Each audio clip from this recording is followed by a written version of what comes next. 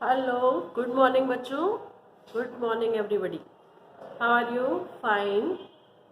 सब अच्छे होंगे, पढ़ाई अच्छी चल रही होगी। इसी आशा के साथ हम आज क्लास स्टार्ट करेंगे। अभी तक हम फ्लावरिंग प्लांट्स में जो फ्लावरिंग प्लांट्स के पार्ट्स थे, रूट्स, स्टेम, लीफ, फ्लावर, इन सब के बारे में पढ़ चुके हैं। अब हम पढ़ने जो जा रहे हैं उसमें है बीजांड न्यास कि अंडाशय में जो उसका अंडाशय है पुष्प का, उसमें बीजांड या अंडक किस स्थिति में लगे होते हैं, उस आधार पर बीजांड न्यास अलग अलग तरह का होता है। उसके बारे में आज हमको पढ़ना है। किसी में ये बीजांड जो है वो उसकी सीवन पर लगे होते हैं, सीमा पर लगे होते हैं। जब सीमा पर लगे होते हैं तो उन्हें कहा जाता है सीमांत बीजांड्यास। जब अंडक कहाँ लगे हो? सीमा पर, सीवन पर लगे हो। जब अक्ष पर सेंटर में लगे हो, यानी सारे अंडकों का जो जरायु है मिलकर एक अक्ष बना लेता है और वहां पर अंडक लगे हो तो उसे कहा जाता है अक्षीय बीजांड्यास। जब ये अक्षीय बीजांड्यास में अलग अलग कोष्ठ हो अंडाशय में तब इसे अक्षीय, और जब अलग अलग कोष्ठ ना हो किंतु अंडक अक्ष में लगे हो तो उन्हें कहा जाता है मुक्त स्तंभी। यदि ये अंडक किसी एक आधार पर लगे हो, ऊपर पूरा अंडाशय हो, तो ऐसे वाले अंडाशय को कहा जाता है, बीजांड्यास को कहा जाता है आधारी बीजांड्यास। और जब अंडक पूरी परिभित्ति में फैले हुए हो, लगे हो, तो तब इसे कहा जाता है परिभित्तीय बीजांड्यास। तो बीजांड में जो अंडाशय में बीजांड किस तरह से लगे हुए हैं, कहाँ पर लगे हुए हैं, उस आधार पर बीजांड के अंदर उनके न्यास को, उनके वितरण को अलग अलग भागों में बांटा गया है, यानी उनकी स्थिति को कहा जाता है बीजांड न्यास। अंडाशय में बीजांड या अंडक की स्थिति को बीजांड न्यास कहा जाता है और ये किस तरह से लगे हुए हैं उस आधार पर इसे अलग अलग भागों में बांटा गया है। तो सबसे पहले हम पढ़ते हैं बीजांड न्यास क्या है। बीजांड न्यास क्या है? अंडाशय में बीजांड या अंडक जिस स्थिति में लगे होते हैं उस स्थिति को क्या कहा जाता है? बीजांड न्यास। इंग्लिश में इसे प्रेजेंटेशन कहते हैं। सबसे पहला इसका प्रकार है पहला सीमांत। पहला प्रकार है सीमांत। ये पाया जाता है मटर में, चने में, जब सीवन पर अंडक लगे हो। फिर दूसरा प्रकार है भित्ति। जब अंडक का जो जरायु है वो भित्ति से चिपका हुआ हो, जैसे कि सरसों में। फिर तीसरा प्रकार है अक्षीय। जब अंडकों के जरायु मिलकर, जब अंडकों की जरायु मिल जाते हैं और मिलकर एक अक्ष बना लेते हैं और उसमें फिर अंडक लगे होते हैं तो इन्हें कहा जाता है अक्षीय बीजांड्यास। ये पाया जाता है टमाटर में। फिर चौथा प्रकार है मुक्त स्तंभी। मुक्त स्तंभी। जब बहुत सारे भाग तो हो किंतु इसमें जो अक्षीय बीजांड्यास है उसमें अंडाशय विभिन्न भागों में बटा होता है। मुक्त स्तंभी में भी बीजांड अक्ष पर लगे होते हैं लेकिन वो अलग अलग भागों में नहीं बटा होता। फिर पांचवा है आधारी। पांचवा है आधारी बीजांड्यास। जब आधार पर बीजांड लगा हो और उसके चारों ओर भ्रूणकोश हो उसका। उसके बाद अगला है पांचवा परिभित्ति। जब बीजांडों की संख्या अधिक हो और वो पूरी भित्ति में लगे हुए हो तब उन्हें कहा जाता है अमुक्त स्तंभी। पाया जाता है डाइएंथस में। आधारी पाया जाता है गेंदा, सूरजमुखी में। और उसके बाद जो परिभित्ति है वो पाया जाता है सिंघाड़ा में। सिंघाड़ा में ये पाया जाता है। अब इसके बाद में है आगे परिभित्ति जो सिंघाड़ा में पाया जाता है, उसमें बहुत सारे अंडक होते हैं जो भित्ति में चिपके हुए रहते हैं। अब देखिए आप इसमें जो पहला है सीवान, इसमें किस तरह से लगा होगा। यदि हम देखें मटर में तो इस तरह की मटर की फली होती है और इसमें ये एकाअंडपी अंडाशय है जिसमें इस तरह से इसके अंडक लगे होते हैं। और यदि हम इसका ट्रांसफर सेक्शन काटे तो ये हमें किस तरह से, इस तरह से इसका आकार होगा और यहाँ पर एक अंडक लगा हुआ दिखाई देगा। चूंकि ये सीवन पर लगा है, इसका जरायु इसकी सीवन से चिपका हुआ है, अतः इस प्रकार के बीजान्यास को सीमांत बीजान्यास कहा जाता है। यदि दूसरा प्रकार बीजान्यास का भित्ति बीजान्यास, यदि हम सरसों की फली का ट्रांसफर सेक्शन लें तो उस ट्रांसफर सेक्शन में हम देखेंगे, इस ट्रांसफर सेक्शन में हम देखेंगे कि ये जो बीजांड है ये भित्ति में लगे हुए। कहाँ पर लगे हुए हैं? भित्ति में। इनका जरायु भित्ति से चिपका हुआ है, तब इस प्रकार के बीजान्यास को भित्तीय बीजान्यास कहते हैं।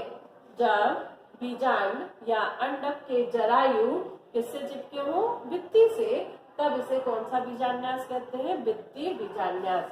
अब उसके बाद है अक्षीय बीजान्यास। अक्षीय बीजान्यास में अंडकों के जरायु मिलकर अक्ष बना लेते हैं, सेंटर में, केंद्र में अक्ष बना लेते हैं और वहां पर बीजांड जुड़े हुए रहते हैं, तब इन्हें हम क्या कहते हैं? अक्षीय। जैसे कि टमाटर में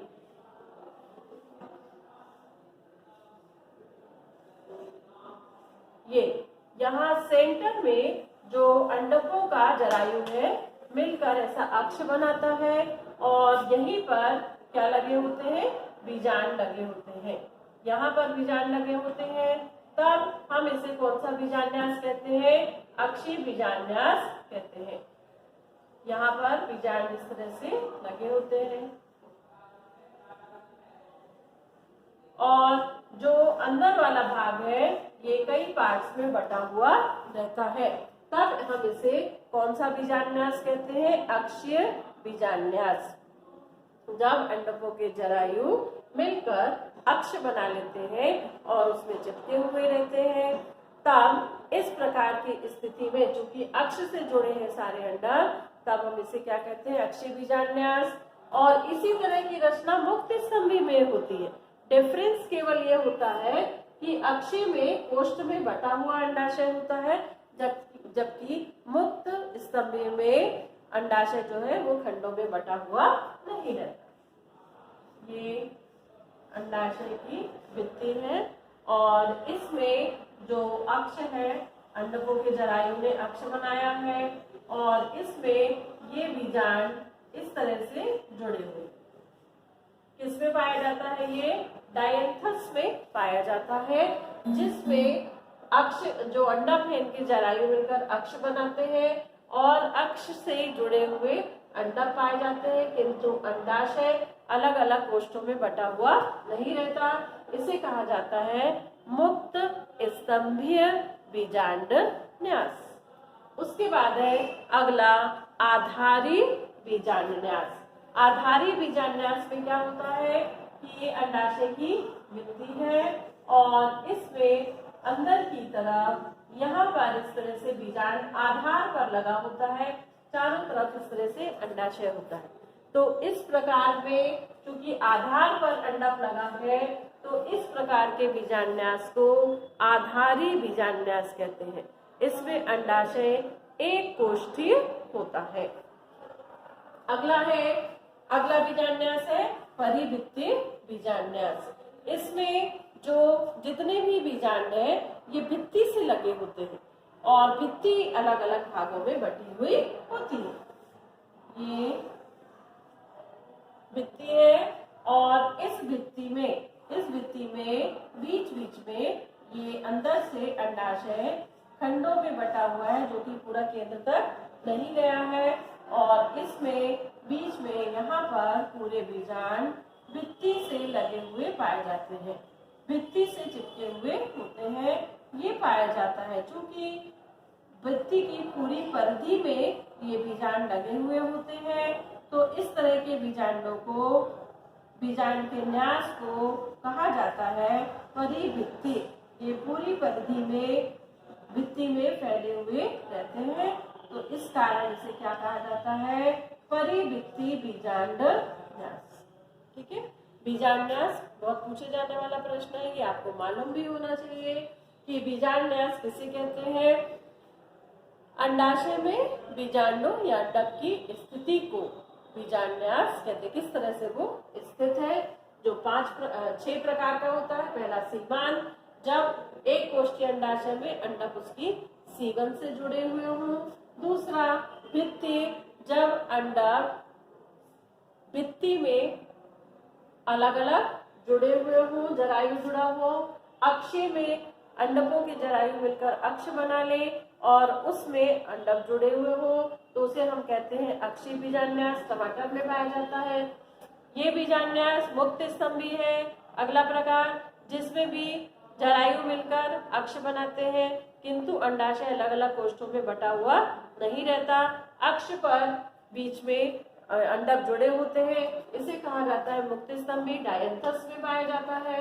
अगला जो 5वां प्रकार है, आधारित सूर्यमुखी केंद्र में पाया जाता है, जिसमें एक कोष्ठीय अंडाशय में अंडक आधार पर जुड़े होते हैं। फिर अगला प्रकार है परिभित्ति, सिंघाड़े में पाया जाता है।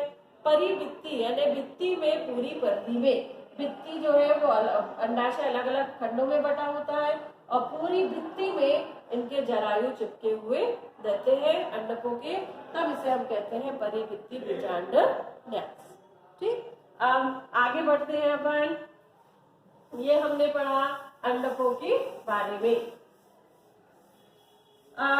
आगे बढ़ते हुए अब हम पढ़ेंगे फल के बारे में।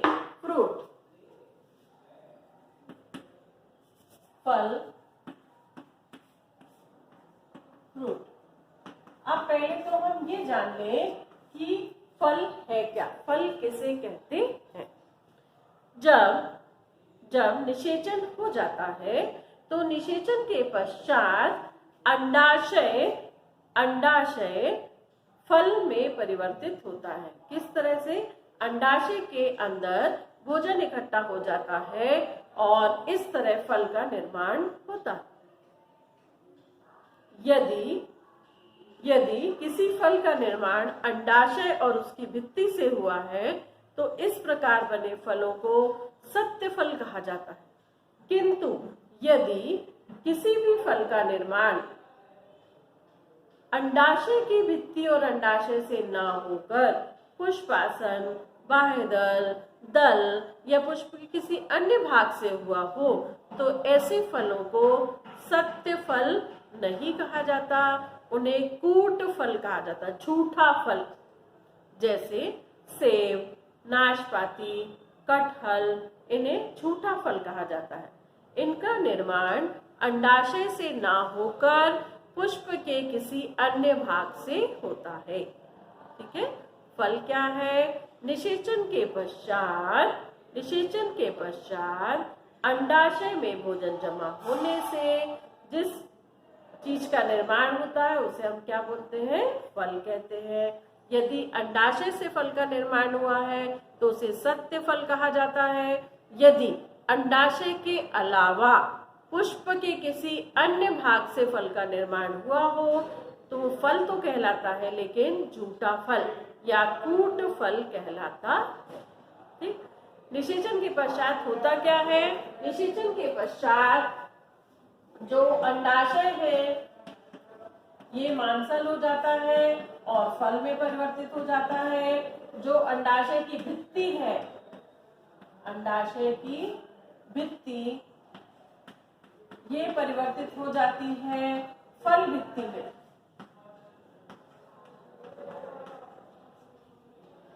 जो अंड कोशिका है वो परिवर्तित हो जाती है बीज में। अंड कोशिका बीज में परिवर्तित हो जाती है। जो द्विध्रुवी कोशिका है ये परिवर्तित हो जाती है भ्रूण कोश में।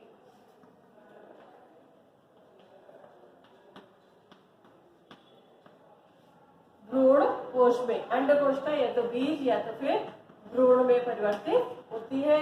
और बाकी जो दल, बाह्य दल, पुष्पासन ये सब सूख के गिर जाते हैं, किन्हीं पुष्पों में लगे रहते हैं।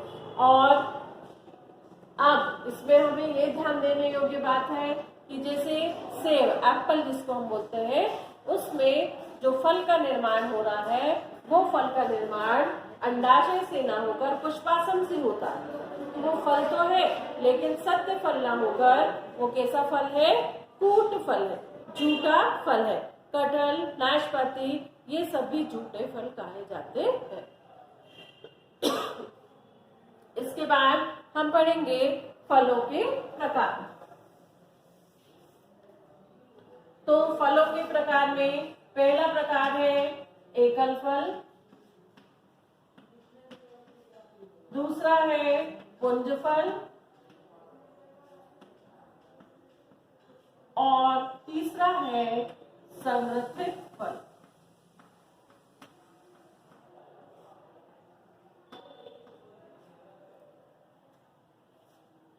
एकल फल, अभी थोड़ा सा पीछे का जो अंडाशय की भित्ति है मैंने बताया फल भित्ति बनाती है। और कुछ कुछ फलों में जो फल भित्ति होती है वो 3 भागों में बट जाती है, बाह्य भित्ति, अंतः भित्ति और मध्य भित्ति। कई फलों में बाह्य भित्ति जो छीलकर निकाल दी जाती है, खाई नहीं जाती, मध्य भित्ति खाई जाती है और अंतः भित्ति कड़क होती है। कुछ फलों में बाह्य भित्ति और मध्य भित्ति खाई जाती है, अंतः भित्ति नहीं खाई जाती। कुछ फलों में अंतः भित्ति, मध्य भित्ति खाई जाती है। ऐसा हर फल में अलग अलग होता है। फलों में अंडाशय की भित्ति को मैंने बोला फल भित्ति में बदलते हैं और फल भित्ति कितने भागों में बढ़ जाती है? 3 भागों में, बाह्य भित्ति, मध्य भित्ति, अंतः भित्ति। अलग अलग फलों में अलग अलग भित्ति खाने योग्य होती है, अलग अलग भित्ति फेंकने योग्य होती है। ठीक है। अब फलों के प्रकार में एकल फल, पुंज फल और संवृत्त फल। अब एकल फल कौन से होते हैं? जो एक अंडाशय से विकसित होते हैं। एकल फल किससे विकसित होते हैं? एक अंडाशय से। और ये अंडाशय कैसा होता है? ये अंडाशय एकांडपी होता है, एकांडपी होता है या बहुअंडपी भी हो सकता है। जैसे मटर बहुअंडपी है लेकिन एक ट्रांसफर सेक्शन में हमको एक ही अंडक दिखाई देगा। तो एकल फल एक अंडाशय से विकसित होते हैं। अंडाशय एक अंडपी या बहुअंडपी हो सकता है। दूसरा फल है पुंज फल। दूसरा फल कौन सा है? पुंज फल। ये बहुअंडपी अंडाशय से ही विकसित होता है। बहुअंडपी, युक्तांडपी, युक्तांडक जो होगा ऐसे अंडाशय से विकसित होगा। और इसके अलावा प्रत्येक अंडक से एक लघु फल बनता है। इसकी विशेषता है कि प्रत्येक अंडक से एक लघु फल बनता है और लघु फल मिलकर एक फल का निर्माण करते हैं। इसीलिए इसे पुंज फल कहा जाता है, फलों का गुच्छा। जैसे सीताफल, सीताफल सबसे सामान्य फल का मैं उदाहरण दे रही हूँ जिसको आप जानते हैं। सीताफल में, सीताफल क्या है? वास्तव में फलों का एक समूह है, फलों का एक पुंज है। उसमें प्रत्येक अंडक से एक लघु फल बनता है, प्रत्येक अंडक से एक लघु फल बनता है और वो लघु फल जुड़कर एक फल बनाते हैं जिसे हम कहते हैं पुंज फल। ये एकीन, फॉलिकल, अलग अलग टाइप के ये बैरी के भी हो सकते हैं, पुंज फल होते हैं। अगला फल है संवृत्त फल। ये वाला फल पूरा का पूरा बहुत ही इंटरेस्टिंग है। ये पूरे के पूरे पुष्पक्रम से विकसित होता है। संग्रथित फल किससे विकसित होता है?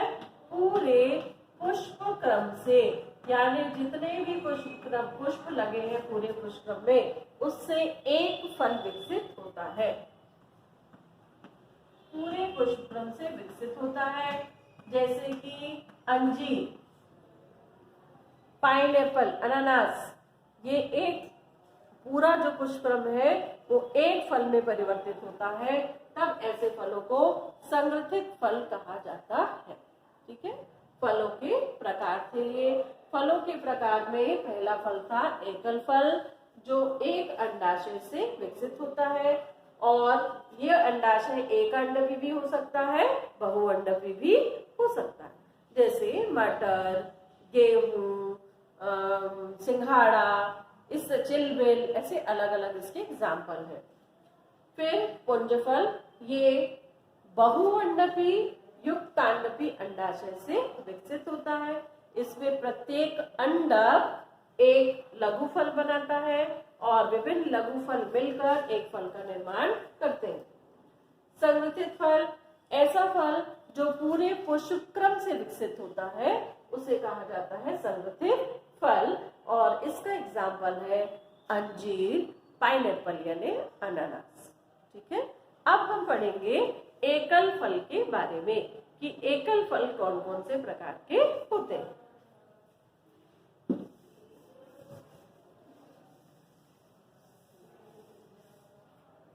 एकल फल के प्रकार। एकल फल जो होते हैं ये दो प्रकार के होते हैं। पहला शुष्क फल, और इसका दूसरा प्रकार है सरस फल। नाम से ही हमें समझ में आ रहा है। शुष्क फल का मतलब है ऐसे फल जो ड्राई होते हैं, सूखे होते हैं, उनमें जल की मात्रा नहीं होती, बिल्कुल कठोर होते हैं। ऐसे फलों को हम कौन से फल बोलते हैं? शुष्क फल। और सरस फल, ऐसे फल जिनमें पानी की मात्रा अधिक होती है, जिनमें पानी अधिक होने के कारण वो गूदेदार होते हैं, रसदार होते हैं, तो ऐसे फलों को हम कहते हैं सरस फल। ठीक है, अब हम पढ़ते हैं शुष्क फलों के बारे में। तो शुष्क फल,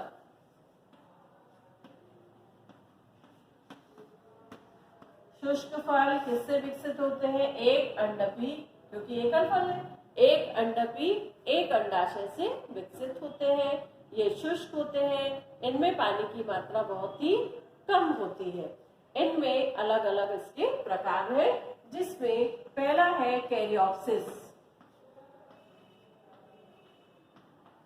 कैरियोप्सिस, इसका एग्जाम्पल है गेहूं, चावल, ये सब इनके एग्जाम्पल है। अच्छा सॉरी, जो शुष्क फल है ये सूखे होते हैं, और इनमें भी शुष्क फल में भी दो प्रकार होते हैं। शुष्क फल में भी दो प्रकार है। पहला अस्फुटनशील,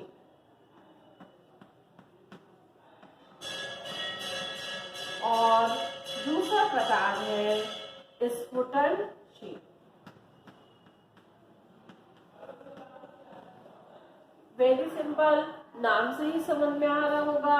अस्फुटनशील यानी जिसमें फलों की जो भित्ति है वो फटती नहीं है। इसको बिल्कुल माइंड सेटअप कर ले आप कि अस्फुटनशील में जो फल भित्ति है वो फटती नहीं है। स्फुटनशील में फल भित्ति फट जाती है। क्या फटती है? अस्फुटनशील में फल भित्ति नहीं फटती। जो फल भित्ति है इसके आवरण से ही लगभग संबद्ध होती है, नहीं फटती। जबकि स्फुटनशील में फल भित्ति फट जाती है और बीज बिखर जाते हैं।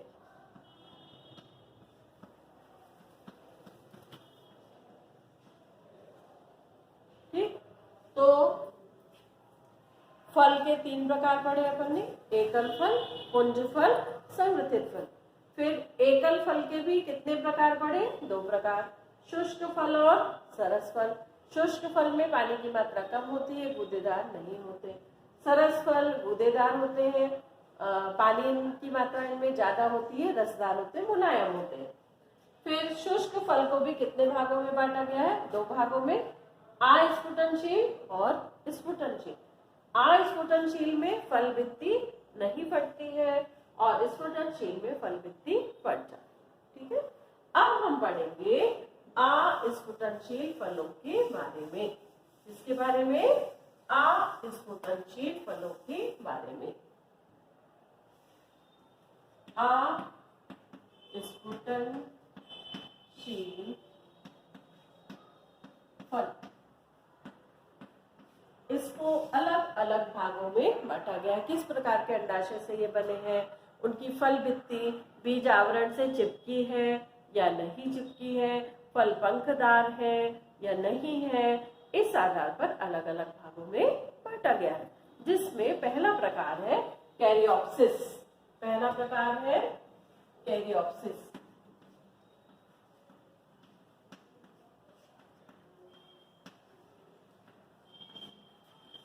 इसका एग्जाम्पल है गेहूं, धान, मक्का, ये सब इसके अंतर्गत आते हैं।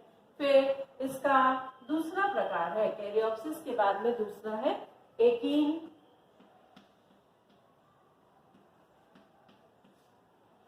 इसका एग्जाम्पल है क्लीमेटिस। कैसे होते हैं मैं अभी आपको समझाती हूँ। कंपैरेटिवली समझने से हमें ज्यादा अच्छे से समझ में आता है। फिर तीसरा है सिपसेला। तीसरा इसका प्रकार है सिपसेला। सिपसेला का जो एग्जाम्पल है वो है गेंदा। फिर चौथा इसका प्रकार है समारा। इसका एग्जाम्पल है चिलबिल। और पांचवा इसका प्रकार है नट, जिसका एग्जाम्पल है सिंघाड़ा। ऐसे 5 अलग अलग प्रकार के अस्फुटनशील शुष्क एकल फल है। एकल, शुष्क और अस्फुटनशील फल है ये। अब देखिए, पहला जो कैरियोप्सिस है ये किससे बनता है?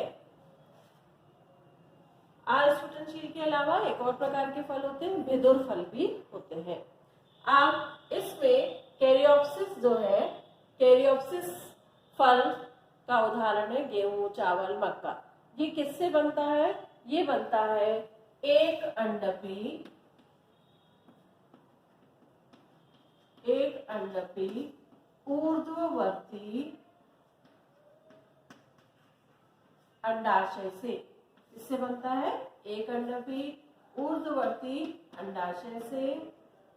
और ये पहला विशेषता। दूसरी, इसकी फल भित्ति व बीज आवरण जुड़े रहते हैं। ठीक है, ये किसका किसका विशेषता है? कैरियोप्सिस की। ठीक, अब दूसरा कौन सा है? एकीन। अब एकीन का एग्जाम्पल क्या है? क्लीमेटिस। गेहूं में खरपतवार के रूप में ऐसे ब्राउन ब्राउन कलर के कटीले से इससे हमें कई बार देखने को मिलते हैं, वह क्लीमेटिस है।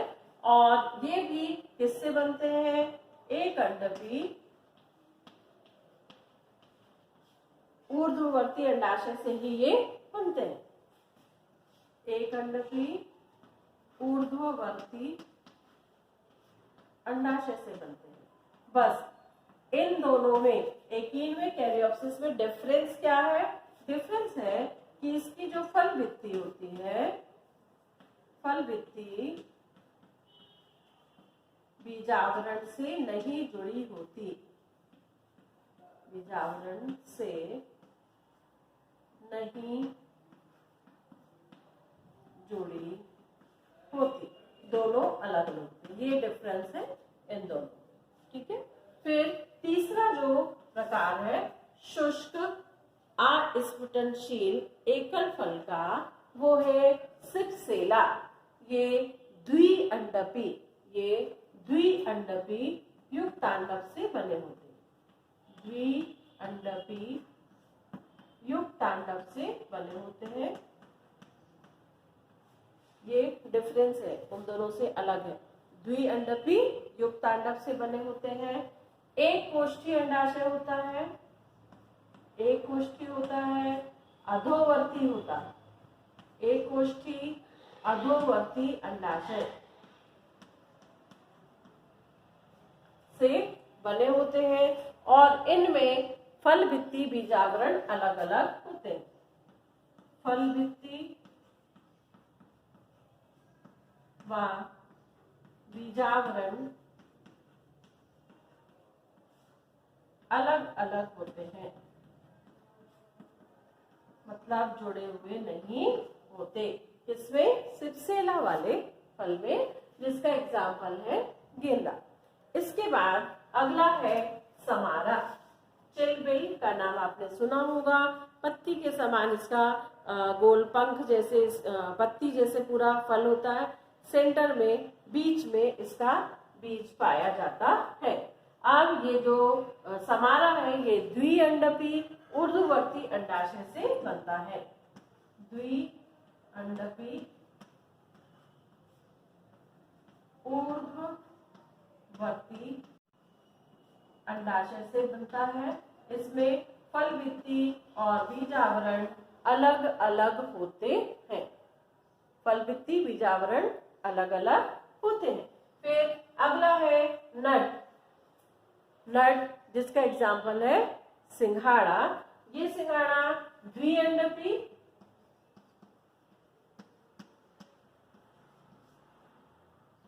युक्तांडव द्विअंडपी युक्तांडपी ऊर्ध्ववर्ती अंडाशय से बनता है। द्विअंडपी युक्तांडपी ऊर्ध्ववर्ती अंडाशय से बनता है और इनकी विशेषता है कि इनकी फल भित्ति बहुत ही कठोर होती है। इनकी फल भित्ति कठोर होती है। ठीक, इस तरह हमने पढ़े। अभी क्या पढ़ा? सबसे पहले हमने पढ़ा फल दो प्रकार के हो गए, सत्य फल और कूट फल। सत्य फल अंडाशय से ही बनता है। जो कूट फल है वो अंडाशय के अलावा किसी अन्य भाग से बनता है।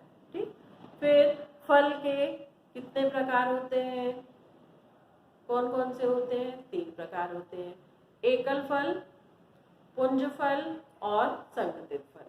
ठीक, एकल फल एक अंडपी अंडाशय से बनता है, एक अंडाशय से बनता है। एकल फल को भी फिर आगे बांटा गया किस भाग में? शुष्क फल और सरस फल। शुष्क फल में पानी की मात्रा कम होती, कठोर होते हैं। सरस फल गूदेदार होते हैं, मुलायम होते हैं। शुष्क फल को भी फिर 3 भागों में बांटा गया है, अस्फुटनशील, स्फुटनशील और भिदुर फल। अस्फुटनशील फटते नहीं है, स्फुटनशील फट जाते हैं फल भित्ति उनकी, और भिदुर फल टुकड़े टुकड़े हो जाते हैं। वो बहुअंडपीय अंडाशय से बनते हैं। अब अपन ने एकल फल में एकल अस्फुटनशील शुष्क फल में के प्रकार पढ़े। पहला है कैरियोप्सिस। इसका एग्जाम्पल है गेहूं। एक अंडपी ऊर्ध्ववर्ती अंडाशय से बनता है। इसकी फल भित्ति और बीज आवरण आपस में जुड़े होते हैं। दूसरा इसका प्रकार है एकीन। एग्जाम्पल है क्लीमेटिस। एक अंडपी ऊर्ध्ववर्ती अंडाशय से बनते हैं, फल भित्ति बीजावरण से जुड़ी नहीं होती। फिर तीसरा है सिप्सेला। इसका एग्जाम्पल है गेंदा। ये द्विअंडपी युक्तांडपी अंडाशय एक कोष्ठी अंडाशय से बनते हैं। अंडाशय अधोवर्ती होता है। फल भित्ति और बीजावरण दोनों ही अलग अलग होते हैं। समारा। इसका एग्जाम्पल है चिलबिल। द्विअंडपी ऊर्ध्ववर्ती अंडाशय से ये बनते हैं। फल भित्ति और बीजावरण अलग अलग होते हैं। अगला इसका प्रकार है नट। और नट का एग्जाम्पल है सिंघाड़ा। ये सिंघाड़ा या नट जो प्रकार है, ये कौन से प्रकार के अंडाशय से बनता है? द्विअंडपी, युक्तांडपी, ऊर्ध्ववर्ती अंडाशय से बनता है। और इनकी विशेषता है कि इनकी भित्ति बहुत ही, फल भित्ति कठोर होती है। ठीक, आप अगले वीडियो में हम पढ़ेंगे ये अस्फुटनशील जो फल है, इनका हमने पूरा पढ़ लिया। अब हम इसके बाद पढ़ेंगे किसके बारे में? स्फुटनशील फलों के बारे में। ठीक है, तो आप इसको अच्छे से देख लीजिए, एग्जाम्पल देख लीजिए, अंडाशय के प्रकार देख लीजिए। ठीक है, और वीडियो देखने के बाद आप कमेंट करिए आपको कैसा लगा। कुछ डाउट्स है तो आप मुझसे पूछ सकते हैं, कमेंट करके भी पूछ सकते हैं। और अच्छी तरह से वीडियो देखिए, पढ़ते रहिए। स्वस्थ